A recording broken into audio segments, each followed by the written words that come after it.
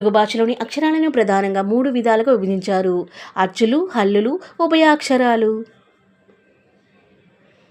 అచ్చులు. అచ్చులకు ప్రాణములు, స్వరములు అని పేర్లు కూడా ఉన్నాయి.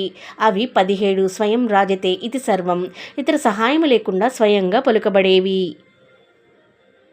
అ, ఆ, ఈ, ఊ, అరు, ఏ, ఐ, ఓ, ఔ. అచ్చులు భేదాల గురించి తెలుసుకుందామా? అచ్చులు 5 రకాలు. అవి 1 హ్రస్వములు, దీర్ఘములు, ప్లుతములు, వక్రములు, వక్రతమములు. హ్రస్వములు. ఒక మాత్ర కాలంలో ఉచ్చరింపబడు అచ్చులను హ్రస్వములు అని అంటారు. అవి మొత్తం 7. ఆ, ఈ, ఊ, అరు, ఓ. దీర్ఘములు. 2 మాత్రల కాలంలో ఉచ్చరింపబడు అచ్చులను దీర్ఘములు అని అంటారు. ఇవి మొత్తం 7. ఆ, ఈ, ఊ, అరు, ఓ. ప్లుతములు. 3 మాత్రల కాలంలో ఉచ్చరింపబడు అచ్చులను ప్లుతములు అని అంటారు. ఇవి మొత్తం 2. అవి 1 ఐ, ఔ. వక్రములు. వక్రం అంటే వంకర అని అర్థం. వంకరగా ఉండే అక్షరాలను వక్రమములు అని అంటారు. ఇది 2. అవి ఏ, ఓ.